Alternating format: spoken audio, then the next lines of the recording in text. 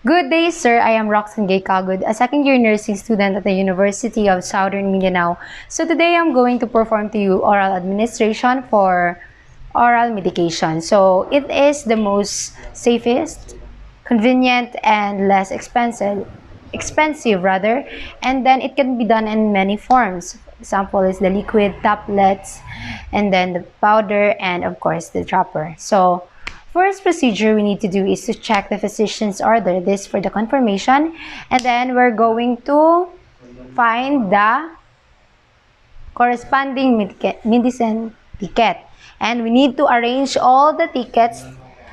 Here we have the tickets and location by the some other and location of the patient or by some other factors. So we're going to bring this in a requisite area. So example, this is already requisite area.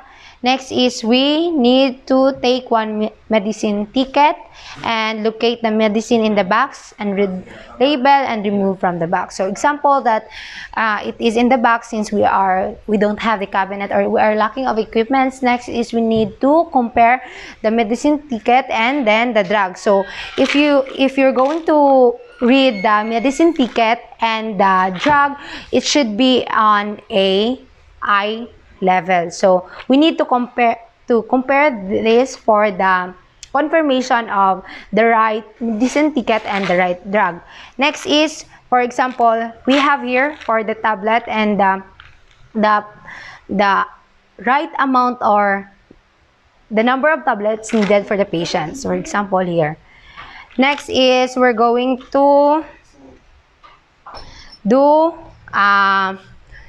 we need to check the amount of medicine glass to ensure this and that the rim is not broken. So we have here the medicine glass. So before putting all the medicines in the medicine glass, be careful to be observant about the rim of this because it might be danger if there's a broken rim here for the patient. So next is we're going to pour the prescribed amount of dosage of medicine in a glass as follows. So now we're going to prepare for the liquid. So example here we have the liquid medicine. So before putting it on a medicine glass, we need to shake it first.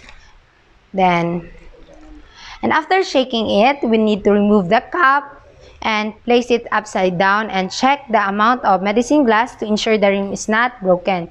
So we have here. So when putting the liquid medicine, your hand should be, if you are holding the medicine glass, it should be a non-dominant, and then the medicine should be on the dominant hand. So for example, we have here, we need to pour the right amount of medicine on the medicine glass. And next is we're going to put the correct medicine ticket for the medicine. So we're going to prepare here. And next is, but before that, we need to also to wipe the rim of the bottle with paper. So we need to wipe it to avoid for the ants to climb or any insect that might want. So avoid to touch the lips of the bottle. So replace the cap. Next is we're going to dispose the tissue.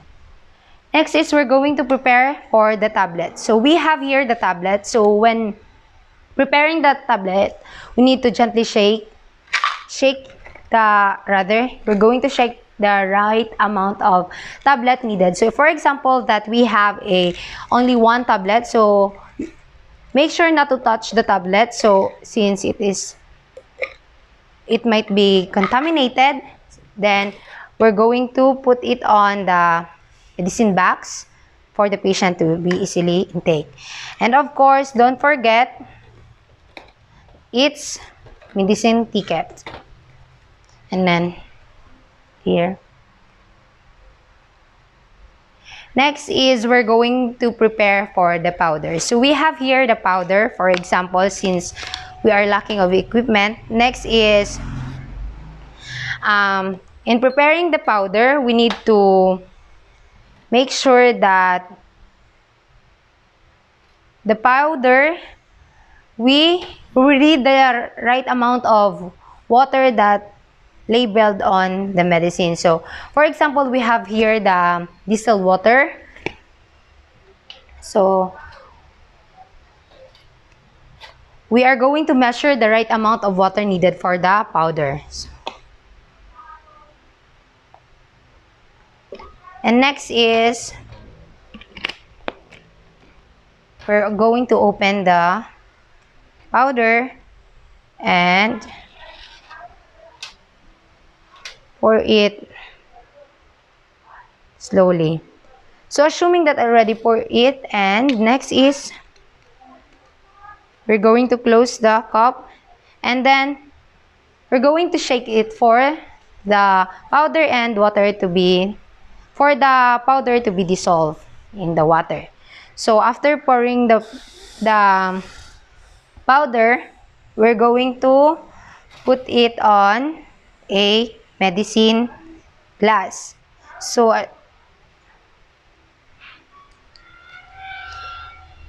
heavier.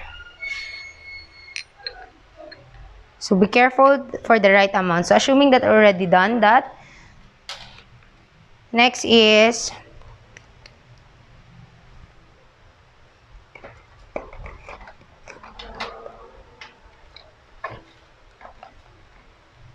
we're going to put the right medicine ticket for it.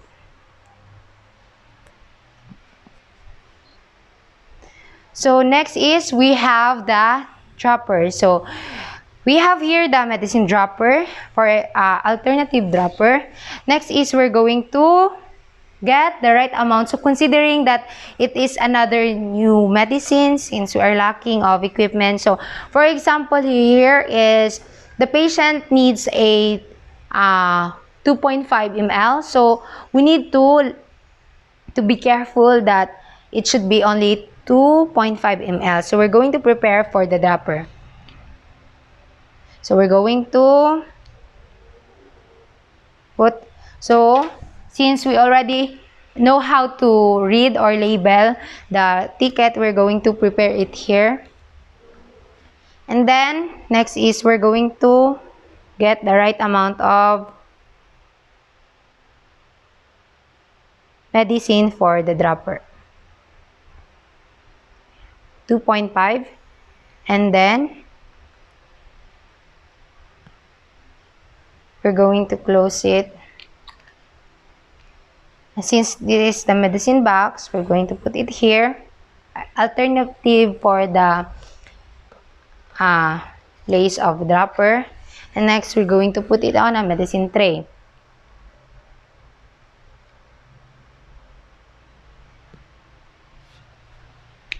So after that, make sure that you already arrange it properly with the right medicine ticket to the right medicine that should be given to the patient.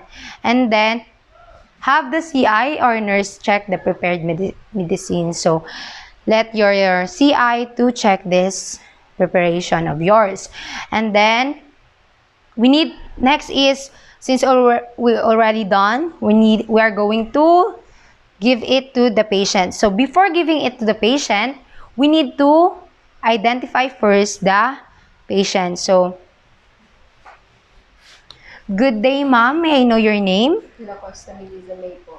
Okay, Miss Direcquesta, magbibigay po ako ng gamot nyo for this time. It's already 12 noon, so may intake po kayo na gamot. So, okay lang po ba, ma'am? Okay po. So, after that, we're going to give the patient the correct medicine that she need to intake. So, we have here, so ito, ma'am. Miss.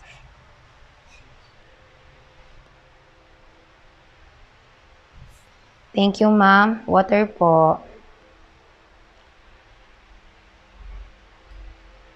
So, assuming that I already give this 4 medication for the 4 patient or for the right patient, let's proceed for next procedure, which is stay at the bedside until the patient finish taking medicine. So don't leave her alone. So because there are tendency that the patient might forgot to take her or his medicine, and then we are going to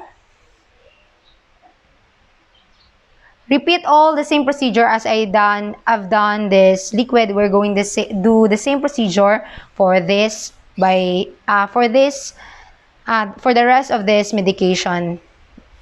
And next is we are going to immediately record all the medication given. Don't forget to record it, and then for it is need for the further database or comparison of the data. And after that, we're going to return all the equipments, medicine ticket for the right place.